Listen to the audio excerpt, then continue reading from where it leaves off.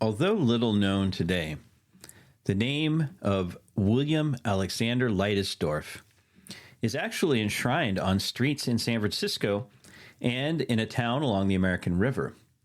He was also one of California's pioneers of African descent and was instrumental in bringing about the American annexation of California.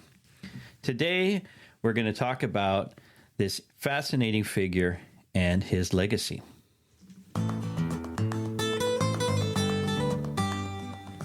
I'm Damian Bassich.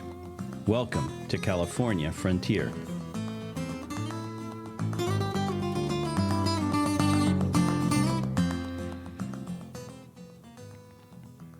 So I first heard the name of William Alexander Leidesdorff as I was walking around the town of Folsom on the American River, and there's at least one street named after him, and the name, unusual Scandinavian-sounding name, really stands out. So I went back and did a little digging, a little bit of research, and found out that he actually was a very important and influential figure in early California, and that not a lot of people know about him. So today, we're going to learn a little bit more. Now, much of the information we have about his biography comes, of course, from Hubert Howe Bancroft, the 19th century historian who was responsible for the multi-volume History of California. And in it, Bancroft mentions Leidesdorff several times as a key contributor to the state's early history. Leidesdorff himself was born in 1810 in St. Croix in the Virgin Islands, which at the time were known as the Danish West Indies.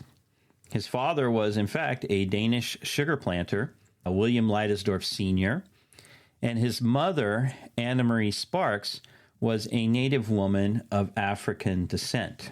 Now, we know very little about his early life growing up in the West Indies, but according to Bancroft, at the age of 30 or 31, William made his way to Alta California.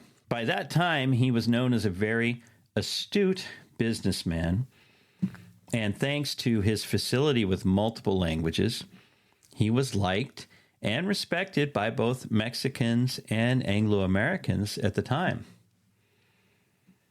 In 1844, he became a Mexican citizen, and in doing so, he also obtained a land grant, which he named Rancho Rio de los Americanos, and the grant was for approximately 35,000 acres along what is today the American River, as the name suggests, near Sacramento. Fun side fact, his rancho was adjacent to one owned by John Augustus Sutter, also extremely influential in the early history of California and its transfer from Mexico to the United States. Now, Leidesdorff was engaged in multiple business activities, including the hide and tallow trade, which was the basis of the rancho economy in California. But his business activities and his facility with languages also helped establish relationships with the local U.S. contingent. And beginning in 1845, he was asked to serve as the U.S. vice consul to Mexico. So he also received American citizenship. And the consul he was serving under was a man named Thomas Oliver Larkin, who had a great interest in bringing Alta California into the United States. Larkin saw Leidesdorff as an excellent ally in those efforts. Now, thanks to his business success, Leidesdorff also was tapped to become one of the main financiers of Captain John Fremont, who was leading a geographic expedition in the West, which eventually would form part of the U.S. Army in California and was very instrumental in supporting the Bear Flag Revolt, etc. Of course, after the war, Leidesdorff wrote to the U.S. government asking to be reimbursed for the money that he had laid out to help support Fremont and his volunteers. It's fascinating to read his correspondence with the U.S. government after the war, in fact, because in it, Leidesdorff gives an eloquent accounting of the money he spent aiding Fremont, but was unsuccessful in getting repaid for what he had spent. Nevertheless, as you read the letters, you see that his command and persuasiveness in English was second to none, and it wasn't even his native tongue. Now, of course, Leidesdorff was a visionary in various endeavors. He was big into transportation. He launched the first ever steamboat to operate on both the San Francisco Bay and the Sacramento River. He, in fact, purchased this 37-foot-long steamboat in Alaska and sailed it down to California. Just a huge demonstration of his own resourcefulness, grit, and entrepreneurial spirit. As an entrepreneur, he also helped literally build San Francisco. He was one of the town's most prominent businessmen, but he was also a member of the city council, its treasurer, a member of the school committee, and he just generally took an active part in local politics during his life, which wound up being rather short. You have to remember that he did all these things in his 30s.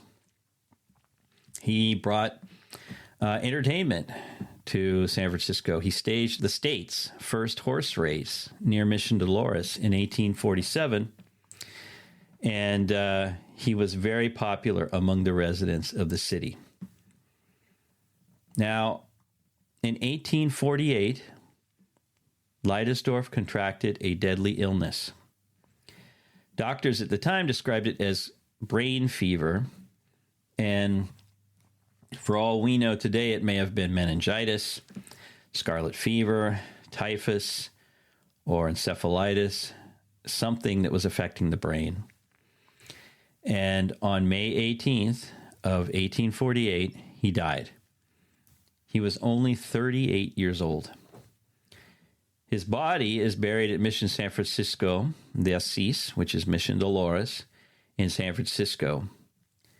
And had he lived longer, who knows what else he might have accomplished.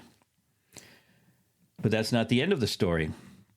As a wealthy man, his estate, his legacy, became also an important part of California history. Now, in addition to his wealth, Leidesdorff also left behind many debts. And many of those were the result of his having financed ventures like Fremont's expeditions. According to author Sue Bailey Thurman, at the time of his death, Leidesdorff's property was saddled with $50,000 in debts. And in today's money, that's almost $2 million, the equivalent of.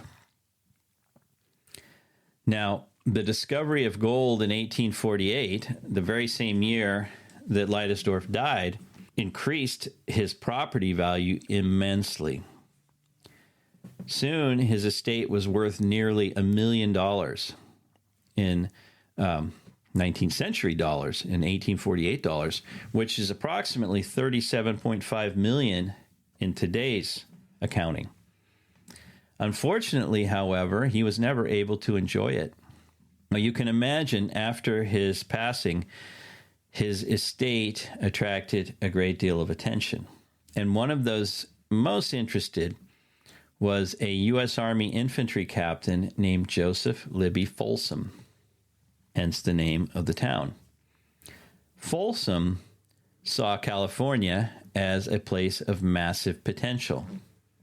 He had written at one point, any person who could come in here now with ready cash would be certain of doubling his money in a few months. Large fortunes will be made here within the ensuing year, unquote. Now, Folsom was the type of guy who was willing to make risky bets on that potential. And for him, Leidesdorff's property was to be the key. The two men had known each other because Folsom had been the customs collector at the port of San Francisco during Leidesdorff's lifetime. and Folsom had purchased some property from Leidesdorff before his death. After his death, he recognized an opportunity to expand his holdings. Folsom's goal, in fact, was to see if he could acquire Leidesdorff's entire estate, but most notably his rancho on the American River. When he discovered that Leidesdorff had died without any heirs, he decided to travel to St. Croix in the Virgin Islands. There, he found Anna, William's mother. She was, as the next of kin, she was the person who had inherited William's estate. Now, Folsom convinced Anna to accept $75,000 for the title to her son's property. And before you think, well, she was swindled, at the time, the sum was worth approximately $3 million in today's money. Now, somehow or other, he wound up obtaining the title, and thanks to the increase in land values after the gold rush, Folsom soon became a wealthy man, at least on paper. He wound up developing the land on the American River, making plans for a town that he called Granite City. And he had the town laid out in 1855. With his newfound wealth, Folsom found that keeping the money or the wealth was just as challenging as acquiring it. Like the Californios, who had received land grants before the war with the U.S., Folsom found himself having to fight to keep his land. He had to protect his rancho from squatters, people who would move in and set up a cabin or a tent and just live on the property without permission. And he also had to borrow money to defend his title against constant legal challenges. Now, it could be that all these struggles took a toll on Folsom's health. In 1855, he died suddenly. He was visiting friends in Mission San Jose, which is today's city of Fremont. And ironically, it's named after the man that Leidesdorff had gone into debt to finance. Coincidentally, at the time of his death, Folsom was 38 years old, the same age as William Alexander Leidesdorff was when he died a few years earlier. Like Leidesdorff, Folsom was never able to enjoy the fruits of his land in gold country. For, in fact, he actually won his legal battles a month or so after his death. The U.S. Land Commission, which had been set up to judge cases around ownership of ranchos, confirmed his title to Leidesdorff's Rancho Rio de los Americanos. In a bittersweet attempt to honor the ill-fated Army captain, local officials renamed his town that he had laid out from Granite City to Folsom, as it's known today. Despite the Land Commission's ruling, many still question today Folsom's dealings with Leidesdorff's mother. Had he been ethical? Had he taken advantage of her? The opinion is divided. Some historians have come to Folsom's defense. Herb Puffer, the owner of Pacific Western Traders in Folsom, California, one of the first Native American art stores in Northern California, devoted decades to researching Captain Folsom's history. He believed that historians had been too hard on Folsom. He was quoted as saying, quote, $75,000 was a lot of money at that time, and a lot of the estate was up in the air. No one knew if the rancho, which included the future town of Folsom, would even be part of the estate settlement. Maybe the accusations surrounding Folsom's dealing with Leidesdorff's heirs came from people who were jealous that they didn't have the courage to take a chance like Folsom. Unquote. Whatever the case may be, struggles over land have always been part of the California frontier.